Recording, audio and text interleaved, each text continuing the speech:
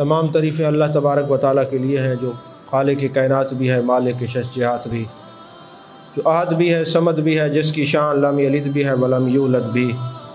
لا تعداد ہدیہ درود و سلام بارگاہ سید الانام، شفیع رحمت، والی امت، شاہ خوباں، جان جانا، شہنشاہ حسینہ، سید سروراں، سیاہ لا مکاں، تتیمہ دوراں، سرخیل زہرہ جمالاں، رازدان ماؤہا، شاہد ماتغا، صاحب علم نشرہ، معصوم آمنہ، احمد مجتبیٰ، حضرت محمد مصطفیٰ صلی اللہ علیہ وآلہ وصحبہ وبارک وسلم کی دربار ناز میں اپنی عقیدتوں، ارادتوں، محبتوں کا خراج پیش کرنے کے بعد، عزیزان محترم، پچھلے جمعۃ المبارک پر ایک موضوع پر ہم نے گفتگو کی تھی کہ قربانی کس پر واجب ہے، صاحب نصاب کون ہے۔ تو مختصر آج بھی میں تھوڑا اشارہ دے دوں گا، آگے جو مسائل ہیں قربانی کے وہ بیان کیے جائیں گے۔ نبی کریم صلی اللہ علیہ وسلم نے ارشاد فرمایا کہ یوم النحر، قربانی والے دن، ابن آدم کا کوئی عمل خدا کے نزدیک خون بہانے یعنی قربانی کرنے سے زیادہ پیارا نہیں ہے، اور وہ جانور قیامت کے دن اپنے سینگ، بال اور کھروں کے ساتھ آئے گا، اور قربانی کا خون زمین پر گرنے سے پہلے خدا کے نزدیک مقام مقبولیت میں پہنچ جاتا ہے، لہٰذا قربانی کو خوش دلی سے کرنا چاہیے۔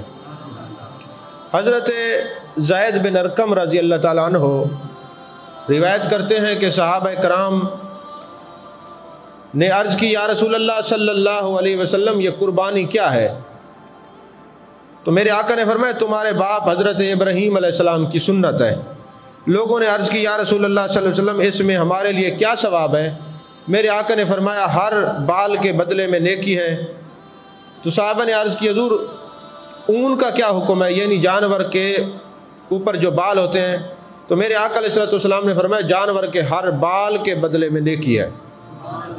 اور میرے آقا کریم صلی اللہ علیہ وسلم خاتون جنت سلام اللہ علیہا، سیدہ طیبہ طاہرہ عابدہ عالمہ فاضلہ کاملہ راضیہ مرضیہ حضرت فاطمۃ الزہرا رضی اللہ تعالیٰ عنہ کو یہ ارشاد فرماتے تھے کہ اے میری پیاری فاطمہ، جب قربانی ہو تو جانور کے ساتھ کھڑا ہوا کرو، کیونکہ جانور جب ذبح ہوتا ہے تو وہ جو خون ہوتا ہے زمین پہ گرنے سے پہلے اللہ تبارک و تعالیٰ قربانی کرنے والے کا کہ جو گناہ ہے وہ معاف فرما دیتا ہے۔ تو لہٰذا ایام قربانی میں مخصوص شرائط کے ساتھ قربانی واجب ہو جاتی ہے۔ اللہ نے فرمایا، فصلی لربک وانحر، کہ محبوب آپ اپنے رب کی رضا کے لیے نماز پڑھیں اور قربانی کریں۔ لہٰذا جو شخص حکم خدا بندی کو جانتے ہوئے قربانی نہیں کرتا، یقیناً وہ گناہ گار ہے اور قیامت والے دن سزا کا حقدار ہے۔ وسعت کے باوجود قربانی نہ کرنے والے شخص کے بارے میں میرے آقا کریم صلی اللہ علیہ وسلم نے فرمایا، جس میں وسعت ہو، صاحب نصاب ہو، اس کے باوجود وہ قربانی نہ کرے تو ہماری عیدگاہ کے قریب نہ آئے۔ قربانی کہتے کس کو ہے؟ قربانی کی تعریف کیا ہے؟ مخصوص جانور کو مخصوص وقت میں اللہ تبارک و تعالیٰ کا قرب حاصل کرنے کی نیت سے ذبح کرنا قربانی کہلاتا ہے۔ گوشت کھانے کی نیت نہ ہو، دکھاوا نہ ہو، اللہ اور اس کے رسول صلی اللہ علیہ وسلم کے قرب کو حاصل کرنے کے لیے، اللہ کے قرب کو حاصل کرنے کے لیے قربانی کرنا، خون بہانا کسی جانور کا شرائط اور مقدار اور عمر کے مطابق قربانی کرنا، وہ بھی نیت یہ ہو کہ اللہ کا قرب حاصل کرنے کے لیے، اس کو قربانی کہتے ہیں۔ اب قربانی کس پر واجب ہے؟ میں نے بتایا تھا، مسلمان ہو، کافر پر قربانی واجب نہیں، مقیم ہو، مسافر نہ ہو، مالک نصاب ہو، اور بالغ ہو، نابالغ پر بھی قربانی نہیں ہوتی۔ وہ نصاب میں نے عرض کر دیا تھا کہ اگر کسی شخص کے پاس حاجت اصلیہ یعنی جو ضروریات زندگی کی چیزیں ہیں جن کے بغیر زندگی دشوار ہو جاتی ہے، مثلا گھر، کپڑے، سامان، برتن وغیرہ کے علاوہ 7.5 تولے سونا یا 52.5 تولے چاندی یا چاندی کی مالیت کی رقم یا اس رقم کے برابر مال تجارت یا حاجت اصلیہ کے علاوہ جتنا سامان گھر میں موجود ہو تو وہ شخص صاحب نصاب مالک نصاب کہلاتا ہے۔ تو اگر یہ شرائط عورتوں میں پائی جائیں تو تب بھی ان پر قربانی واجب ہوگی، یہ میں نے پہلے عرض کر دیا تھا۔ تو قربانی کے ابتدائی وقت میں تمام شرائط نہیں تھیں، لیکن درمیان میں یا آخری دنوں میں جیسے قربانی کے وقت قریب آتا ہے یا قربانی کے 3 دنوں میں یہ ساری شرائط پائی جائیں تب بھی قربانی واجب ہو جاتی ہے۔ تو اگر کوئی شخص ایام قربانی کی ابتدا میں فقیر تھا اور آخر میں مالک نصاب ہو گیا تو اس پر بھی قربانی لازم ہوگی۔ فقیر پر جو ہے وہ جو شرعی فقیر ہوتا ہے اس پر قربانی جو ہے لازم نہیں ہوتی، تو اگر اس نے قربانی کا جانور خرید لیا تو اب اس پر بھی لازم ہو جائے گا، واجب ہو جائے گا کہ وہ بھی قربانی کرے۔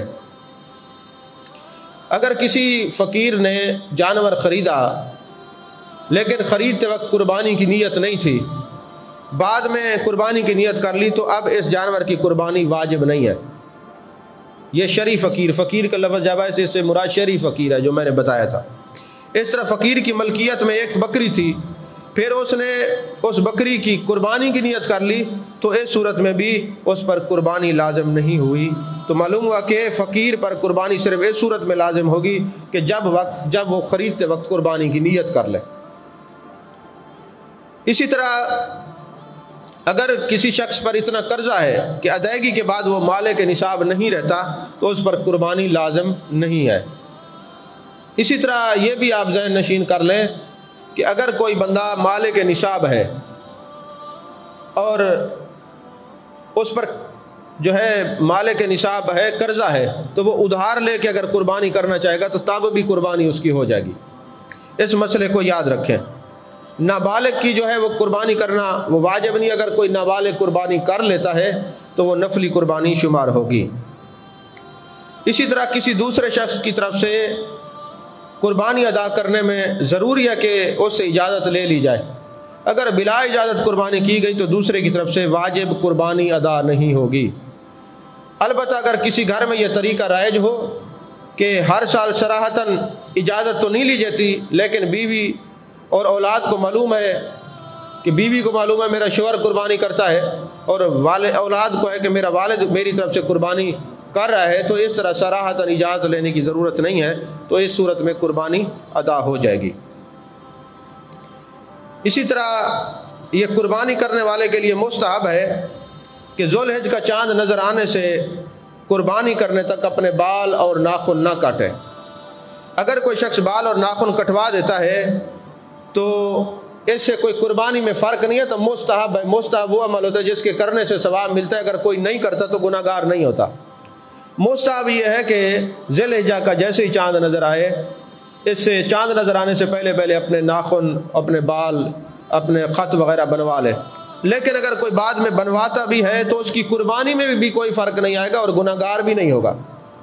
اور اعلیٰ حضرت فاضل بریلوی علیہ رحمہ نے فتاوی رضویہ شریف کی 20ویں جلد کے اندر یہ لکھا ہے کہ یہ صرف جو حکم ہے وہ استحبابی ہے، کرے تو بہتر ہے، نہ کرے تو کوئی مذائقہ نہیں ہے، نہ اس کو حکم عدولی کہہ سکتے ہیں، نہ اس کی وجہ سے کوئی قربانی میں نقص آئے گا۔ اگر کوئی کر لے تو مستحب ہے، افضل ہے۔ اور میں نے عرض کیا تھا کہ قربانی کا وقت 10 ذی الحج کو طلوع صبح سے یعنی عید نماز پڑھنے کے بعد 12 ذی الحجہ کی غروب آفتاب تک ہے۔ عید کی نماز جب تک نہ پڑھی جائے اس وقت تک قربانی نہیں، عید کی نماز پڑھنے کے بعد قربانی کی جائے گی۔ البتہ شہر میں قربانی کرنے کے لیے ضروری ہے کہ نماز عید ہو جائے، لہذا شہر میں عید کی نماز سے قبل قربانی جائز نہیں ہے۔ اکثر ہم نے دیکھا ہے شہروں میں کسائیوں کو قصاب کو جلدی ہوتی ہے، فٹافٹ جی میں نے پھر کہیں اور جانا ہے، وہ نہیں دیکھتے ہم نے عید کی نماز ابھی ہوئی ہے۔ اچھا کہیں اس شہر میں کسی جگہ بھی قربانی کی عید ہو جائے تب بھی قربانی ہو سکتی ہے۔ تو شہر میں متعدد مقامات پر عید کی نماز ادا کی جاتی ہے، تو پہلی جگہ نماز ہو جانے کے بعد قربانی جائز ہے۔ یہ ضروری نہیں کہ قریبی مسجد میں قربانی ہوگی، عید نماز ہوگی تو پھر ہم قربانی کر سکیں گے، ویسے نہیں کر سکیں گے۔ تو قربانی پہلے دن یعنی 10 ذی الحجہ کو کرنا افضل ہے، پھر 11 کو اس سے تھوڑا کم درجہ ہے اور 12 کو اس سے کم ہے، لیکن قربانی ہو جائے گی جو بھی کرے گا۔ افضل یہی ہے کہ 10 ذی الحج کو کی جائے، 3 دن قربانی کر سکتے ہیں۔ تو یہ بھی بتایا گیا تھا کہ رات کو قربانی کرنا مکروہ ہے، مکروہ تنزیہ ہے، اگر کوئی کر لیتا ہے تو قربانی ہو جاتی ہے، افضل یہ ہے کہ دن میں قربانی کی جائے۔ اسی طرح اگر کسی شخص نے قربانی کا جانور خریدا، کسی سبب کی وجہ سے وہ ان 3 دنوں میں قربانی نہیں کر سکا، تو اب وہ اس جانور کو بلا ذبح کیے صدقہ کر دے گا۔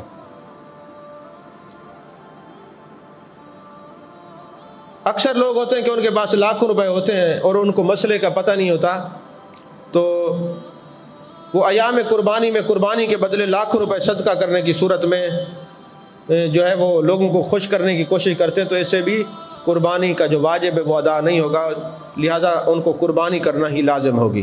تو قربانی کے جانور 3 قسم کے ہوتے ہیں، اونٹ، گائے اور بکری۔ اونٹ کی عمر جو ہے 5 سال، گائے کی عمر جو ہے وہ 2 سال اور بکری 1 سال۔ ہاں البتہ دمبا اگرچہ 6 مہینے کو لیکن دور سے 1 سال کا نظر آئے تب بھی اس کی قربانی ہو جائے گی۔ تو یہ بھینس وغیرہ یہ بھی گائے کے حکم میں آتا ہے، اس کے اوپر شرعی دلائل موجود ہے۔ کوئی یہ نہ کہے کہ بھئی بھینس کی قربانی یا کٹے کی قربانی جائز نہیں ہے، جیسے سوشل میڈیا پر ایک طوفان مچا ہوا ہے۔ یہ کتب کے اندر یہ بات موجود ہے کہ یہ جو بھینس ہے اس کی قربانی جائز ہے، اس کے اندر ایک علیحدہ دلائل ہے، وہ اس پر ایک علیحدہ انشاءاللہ پروگرام رکھیں گے۔ اس کے علاوہ کچھ لوگ ہوتے ہیں کہ وہ جانور کو دیکھتے ہیں بھی اس کے گائے بھینس کو بیل کو جی اس کے 2 جو دانت ہیں یہ ٹوٹے ہوئے کہ نہیں ہیں، دانت ٹوٹے ہوئے ہوں یا نہ ہوں اس کی عمر کا 2 سال ہونا پورا ہے، اگر 1 سال بھی کم ہوگا قربانی نہیں ہوگی، عمر پوری ہونی چاہیے۔ اگر عمر مکمل ہونے کے کچھ دن بھی باقی ہیں تب بھی قربانی نہیں ہوگی۔ آپ کو جانور کی تاریخ پیدائش کا پتہ ہونا چاہیے، یا بیچنے والا ایمانداری سے بتائے کہ بھئی یہ 2 سال جو ہے اس کی عمر ہے، اگر 2 سال سے عمر کم ہوگی تو اس وقت تک جو ہے وہ قربانی نہیں ہوگی جب تک وہ عمر اس کی پوری نہ ہو۔ اسی طرح بہت زیادہ فرب اور خوبصورت جانور کی قربانی مستحب ہے، چنانچہ ایک موٹے بکرے کی قربانی کرنا 2 کمزور بکروں کی قربانی سے افضل ہے۔ اگر وہ جانور ایک ہی قیمت کے ہوں اور گوشت بھی برابر ہو تو جس کا گوشت اچھا ہو وہ افضل ہے، اور اگر گوشت کی مقدار میں فرق ہو تو جس کا گوشت زیادہ ہو وہ افضل ہے۔ جیسے بکری کی قیمت اور گوشت اگر گائے کے ساتھ 7ویں حصے کے برابر ہو تو بھی بکری افضل ہے، اور گائے کے 7ویں حصے میں بکری سے زیادہ گوشت ہو تو گائے افضل ہے۔ یہ ذہن نشین رکھیں، بکری کا گوشت، بکری کی قربانی بکرے سے افضل ہے، مگر خسی جو بکرا ہے وہ بکری سے زیادہ افضل ہے۔ اونٹنی اونٹ سے افضل ہے، گائے بیل سے افضل ہے، مادہ کی قربانی نر سے افضل ہے جبکہ گوشت اور قیمت برابر ہو۔ یہ افضلیت کی بات ہو رہی ہے۔ اسی طرح کچھ لوگ ہوتے ہیں دیہاتوں کے اندر کہ وہ بکری کے بجائے مرغی کی قربانی دیتے ہیں، تو مرغی کی قربانی نہیں ہوتی، یہ دین اسلام کے ساتھ مذاق ہے۔ قربانی کے جانوروں کا عیب سے خالی ہونا شرط ہے۔ اگر قربانی کے جانور کا جو عیب ہے وہ تھوڑا سا ہے تو قربانی ہو جائے گی، لیکن ہوگی مکروہ، تھوڑا عیب ہو تو مکروہ ہوگی، اور اگر زیادہ عیب ہو تو قربانی سرے سے ہوگی نہیں۔ جس جانور کے پیدائشی سینگ نہ ہوں اس کی قربانی جائز ہے۔ اکثر المفتی من المفت، جو مفتی ہیں وہ فتویٰ دیتے ہیں جی یہ قربانی کے جو جانور ہے اس کے سینگ پیدائشی تھے نہیں، قربانی نہیں ہوتی، ایسا نہیں ہے۔ اگر سینگ تھے لیکن بالکل جڑ سے ٹوٹ گئے تو قربانی جائز نہیں۔ ہاں اگر اوپر سے گھس گیا ہو یا آدھا کسی نے خوبصورتی کے لیے کاٹ لیا ہے تو پھر قربانی جائز ہے۔ اسی طرح کچھ جانور پاگل ہو جاتے ہیں تو مجنون جانور، اس کی بھی قربانی جائز نہیں۔ آپ کو پتہ کیسے چلے گا کہ مجنون جانور ہے اس کی قربانی جائز، یہ مجنون ہے کہ نہیں ہے؟ جب یہ جانور مجنون ہوتا ہے تو یہ چرنا چھوڑ دیتا ہے، جب وہ چرنا چھوڑ دے تو یہ عیب ہے، مجنون ہے، اس کی قربانی نہیں ہوتی۔ اسی طرح خارشی جانور، اس کی قربانی اگر بہت زیادہ خارش نظر آئے اور جانور کمزور ہو جائے تو پھر قربانی نہیں ہوگی، اگر تھوڑی ہے تو پھر قربانی ہو سکتی ہے۔ اسی طرح جو جانور اندھا ہو یا ایک آنکھ والا ہو یا اس کی آنکھ کی روشنائی تہائی سے زیادہ چلی گئی ہو تو اس کی قربانی جائز نہیں ہے۔ اکثر جانور ایسے ہوتے ہیں ان کی آنکھیں ٹیڑھی ہوتی ہیں تو جس کو بہنگا پن کہتے ہیں، ایسا جو جانور ہو اس کی قربانی جائز ہے۔ بالکل کمزور جانور جس کی ہڈیوں میں مغز نہ ہو اس کی قربانی جائز نہیں. ہاں اگر تھوڑا سا کمزور ہو اور ہڈیوں میں مغز بھی ہو تو اس کی قربانی جائز ہے. اچھا اکثر آپ نے دیکھا ہوگا دیہاتوں کے اندر نا کہ کچھ جانور ایسے ہوتے ہیں ان کو ٹانگ میں پرابلم ہو جاتا ہے، ان کے مختلف نام لوگ رکھتے ہیں کہ جی اس کا کھچاؤ پڑتا ہے، اس کو راشا ہو گیا ہے اس گائے کو. تو یہ یاد رکھیں اگر جانور اتنا لنگڑا ہے کہ 3 پاؤں سے چلتا ہے اور چوتھا پیر زمین پہ نہیں رکھ سکتا، اس کو کھچاؤ پڑتا ہے تو اس کی قربانی جائز نہیں ہے. اگر چوتھے پاؤں سے سہارا لیتا ہوا تھوڑا تھوڑا لنگڑاتا ہے پھر اس کو کوئی پرابلم ہوتی ہے تو اس کی قربانی جائز ہے. یہ اس کو پتہ نہیں شرنیل گائے کہتے ہیں یا اس طرح دیہاتوں میں اس کے مختلف نام رکھے ہوتے ہیں کہ اس کے پاؤں میں کھچاؤ پڑتا ہے. اسی طرح اگر کان تہائی سے زیادہ کٹے ہوئے ہوں تو اس کی قربانی جائز نہیں، اگر تہائی سے کم ہو تو قربانی جائز ہے. اگر کسی جانور کے دونوں کان تہائی سے کم کٹے ہوں تو اس کی قربانی جائز ہوگی، اگرچہ دونوں کو جمع کرنے سے تہائی سے زیادہ ہو جائے. اگر کسی جانور کے پیدائشی کان ہی نہ ہوں تو اس کی قربانی بھی جائز نہیں. ہاں اگر کان چھوٹے ہوں تو اس کی قربانی جائز ہے. کسی جانور کے کان چھوٹے چھوٹے ہوتے ہیں نا اس کی قربانی ہو جائے گی، اگر سرے سے نہیں ہوں گے تو پھر قربانی نہیں ہوگی. جس جانور کی دم تہائی سے زیادہ کٹی ہوئی ہو یا پیدائشی دم نہ ہو تو اس کی قربانی جائز نہیں. ہاں اگر تہائی سے کم کٹی ہوئی ہے تو قربانی جائز ہوگی. اسی طرح جو دمبا ہوتا ہے اس کی جو چکی ہوتی ہے اگر وہ زیادہ کٹی ہوئی ہو تو اس کی قربانی جائز نہیں، اگر تہائی یا ایسے کم ہو تو اس کی قربانی جائز ہے. جس جانور کے دانت بالکل نہ ہوں، اتنا بڑا ہو جائے دانت اس کے گر جائیں اور اس کے اندر چارہ کھانے کی صلاحیت موجود نہ ہو تو اس کی قربانی جائز نہیں ہے.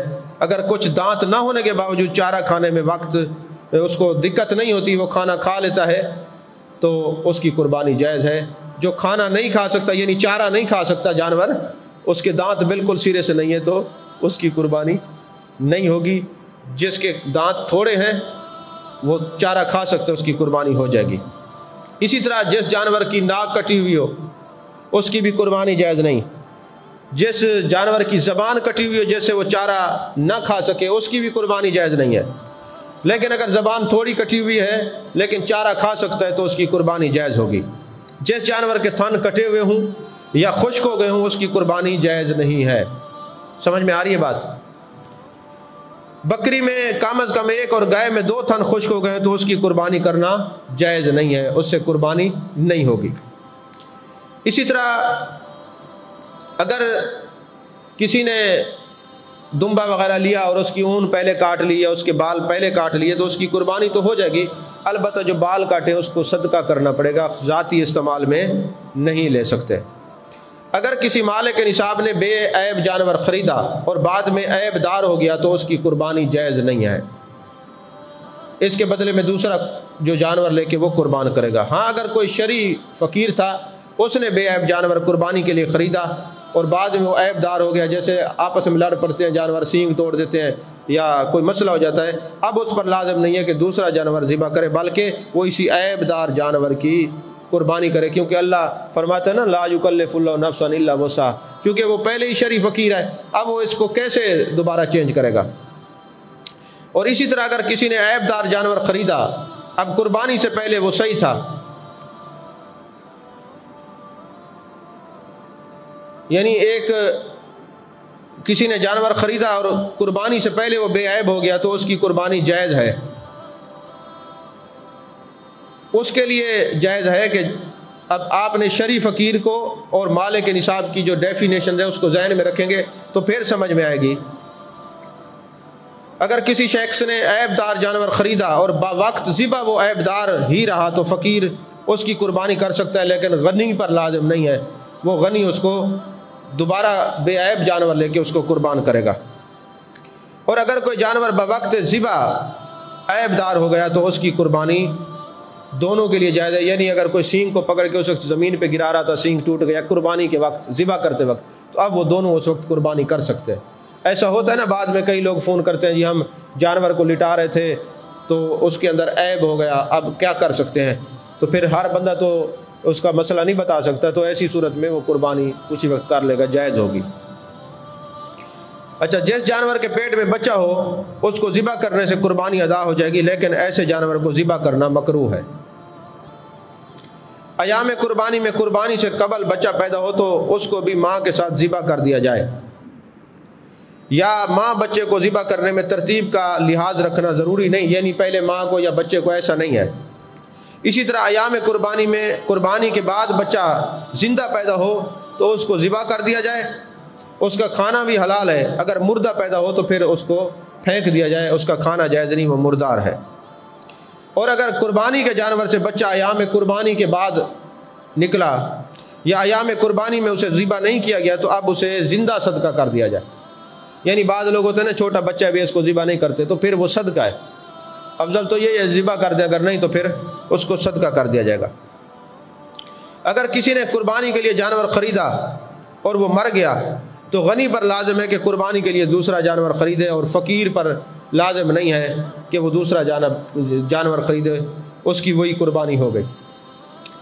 اسی طرح اگر گم ہو جائے تو تب بھی یہی مسئلہ ہے کہ جو مالک نصاب ہے وہ دوسرا جانور خرید کے قربانی کرے، فقیر کے لیے یہی ہے کہ دوسری جانور کی قربانی کرنا لازم نہیں ہے۔ اسی طرح حصہ دار فوت ہو جائے، یہ پچھلی دفعہ بتایا تھا کہ اس کے ورثاء سے اجازت لے کے قربانی کر سکتے ہیں۔ تو اگر بڑے جانور کے اندر کوئی بد مذہب یا گستاخ آ جائے تو کسی کی قربانی نہیں ہوگی، کوئی کافر آ جائے قربانی نہیں ہوگی، سب کے سب مسلمان ہونا اور کوئی گستاخ اس کے اندر نہ ہو تو تب قربانی ہوگی، گستاخ ہوگا تو سب کی قربانی بیکار ہو جائے گی۔ اسی طرح اکثر لوگ کسی کے پاس آ کے امانت رکھتے ہیں کہ جی میرا پیسہ رکھ لو، میں 2 سال بعد لے لوں گا، اور کوئی بندہ کہے جی میں اسی پیسے سے قربانی کر لوں، تو قربانی نہیں ہوگی، وہ قربانی ناجائز ہے، کیونکہ امانت کے طور پہ رکھے ہوئے پیسوں سے قربانی نہیں ہوتی۔ اسی طرح جانور کو قربانی سے چند دن پہلے پالنا، اس کی دیکھ بھال کرنا یہ مستحب ہے۔ اگر آپ نے کوئی قربانی کا جانور لیا ہے، اس سے پہلے آپ کوئی نفع نہیں لے سکتے، اس پر سوار ہونا یا اس پر بوجھ رکھنا یا اس کو اجرت پر دینا یہ صحیح نہیں ہے۔ اسی طرح آپ کوئی گائے یا بھینس یا کوئی یہ ایسا جانور بکری وغیرہ ذبح کرتے ہیں تو قربانی سے پہلے جو آپ اس کا دودھ نکالیں گے اس کا بھی صدقہ کرنا پڑے گا، اس کو آپ فروخت نہیں کر سکتے، اس کا صدقہ کریں گے۔ یہ دیکھیں نا، چھوٹے چھوٹے مسئلے ہیں، اکثر لوگوں کو پتہ نہیں ہوتا۔ اسی طرح جانور کے سامنے چھری تیز کرنا یہ صحیح نہیں ہے۔ جب ذبح کریں جانور کو قبلے کے رخ جو ہے نا لٹانا یہ افضل ہے۔ قربانی سے قبل دعا پڑھنا سنت ہے، لہٰذا اگر کوئی شخص دعا نہیں پڑھتا تو فقط ثواب سے محروم رہے گا، اس کی قربانی پر اثر نہیں ہوگا، قربانی اس کی بالکل ٹھیک ہوگی۔ البتہ بوقت ذبح اگر بسم اللہ اللہ اکبر نہ کہی تو پھر ذبیحہ حلال نہیں ہوگا۔ اسی طرح کافر سے آپ جانور بھی ذبح نہیں کرا سکتے، کافر کا ذبیحہ حلال نہیں ہوتا۔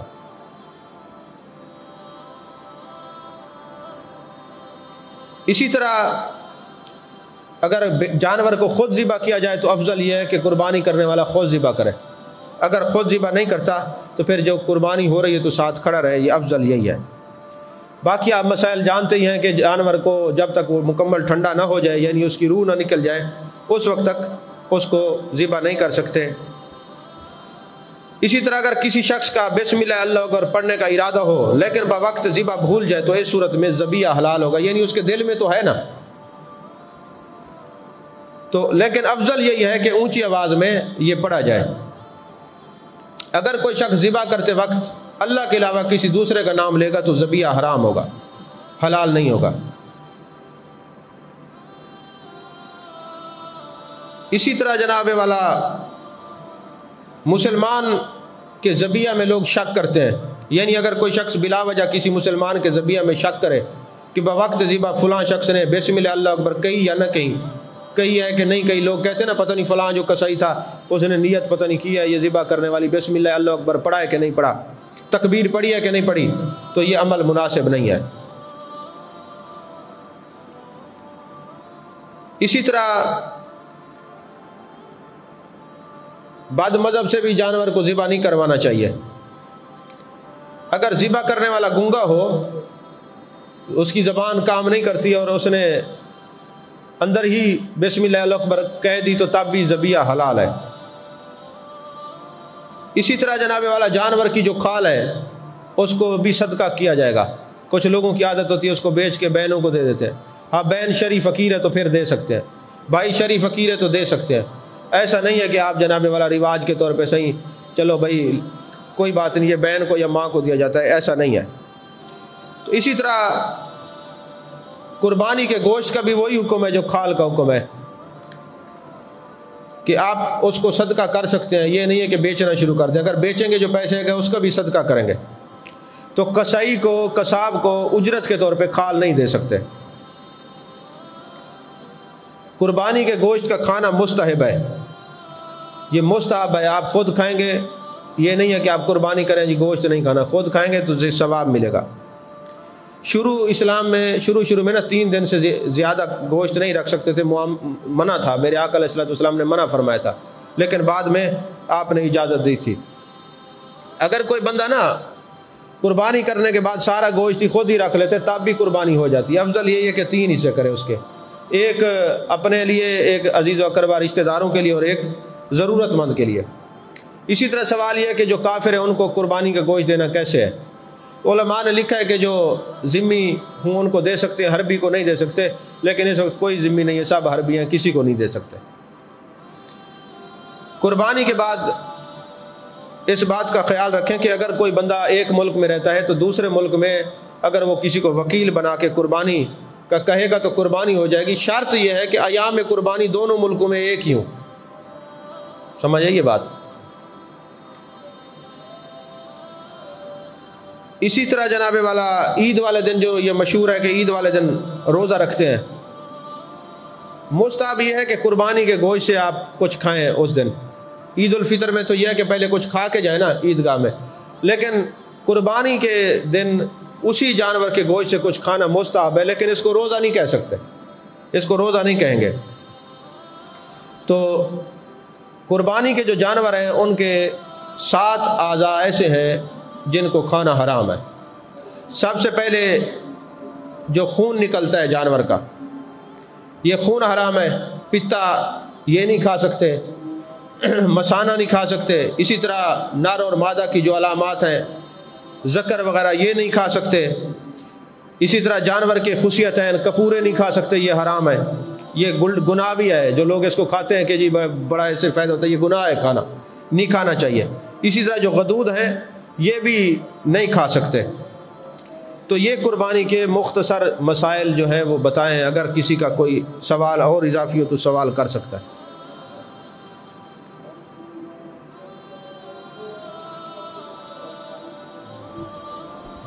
اگر قربانی کے جانور کا ایک خصیہ پیدائشی طور پر نہ ہو تو کیا اس کی قربانی کرنا جائز ہے؟ جی جائز ہے، اس کی قربانی ہو سکتی ہے۔ اور آنتیں کھانا کیسے ہیں؟ آنتیں کھانا مکروہ ہے، نہیں کھانی چاہیے، ناجائز ہے۔ قربانی کے جانور میں نر اور مادہ دونوں علامتیں پائی جائیں تو پھر اس کی قربانی کا کیا حکم ہے؟ اس کو خنثی مشکل کہتے ہیں، اس کی قربانی جائز نہیں ہے۔ قربانی کھال امام مسجد کو دینا کیسے ہے؟ قربانی کی کھال امام مسجد کو دے سکتے ہیں، لیکن ایک بات ذہن میں رکھیں کہ اگر وہ متولی کا اپنا ملازم ہے امام تو پھر بطور اجرت نہیں دے سکتے۔ اگر مسجد کا خادم ہے تو اس کو بھی تنخواہ کے طور پہ قربانی کی کھال نہیں دے سکتے، ہاں ہدیہ کے طور پر امام مسجد کو قربانی کی کھال دے سکتے ہیں، جائز ہے۔ قربانی کا چوڑا، اس کی رسی اور گلے کا ہار، اس کو بیچنا کیسا ہے؟ جو قربانی کے جانور کے گلے میں رسی ہوگی یا گھنٹیاں یا جو چیز بھی ہوں گی وہ ساری صدقہ کی جائیں گی، وہ اپنے استعمال میں نہیں لا سکتے۔ قربانی کی کھال قبرستان کی 4 دیواری یا جی قربانی کی کھال جو ہے وہ قبرستان کی مرمت کے لیے یا قبرستان کی 4 دیواری کے لیے دے سکتے ہیں۔ اعلیٰ حضرت نے فتاوی رضویہ شریف کی 20ویں جلد پہ بڑی تفصیل سے یہ لکھا ہے۔ تو یہ قربانی کے جانور کی کھال قبرستان کی مرمت کے لیے اور 4 دیواری کے لیے استعمال کر سکتے ہیں، کیونکہ اس سے مراد حصول ثواب ہے نا۔ مسجد کو کھال دینا کیسا ہے؟ مسجد کو کھال دے سکتے ہیں، مسجد کو کھال دینا جائز ہے۔ قربانی کا جانور عورت ذبح کر سکتی ہے یا نہیں؟ اگر عورت قربانی کا جانور ذبح کرنے کی دل رکھتی ہے، دل رکھنے سے مراد یہ کہ چوری پھیرے آدھی تو آدھی وہ خود ہی بے ہوش ہو جائے، تو پھر وہ قربانی نہیں کر سکتی۔ اگر وہ قربانی کرنے کی صلاحیت رکھتی ہے اور اس کو قربانی کرتے ہوئے کوئی جھجک محسوس نہیں ہوتی تو تب عورت بھی قربانی کر سکتی ہے، جائز ہے۔ دم مسفوح سے کیا مراد ہے؟ دم مسفوح کہتے ہیں بہتا ہوا خون، یہ جب چھری پھیرتے ہیں جو خون نکلتا ہے اس کو دم مسفوح کہتے ہیں، یہ حرام ہے۔ یہ تو گردے کے اندر سے جو خون نکلے یا رگوں کے اندر سے نکلے یا دل کے اندر سے نکلے یہ سارا دم مسفوح ہے۔ ویسے دم مسفوح کا معنی ہے بہتا ہوا خون۔ آپ لوگوں کا کوئی سوال؟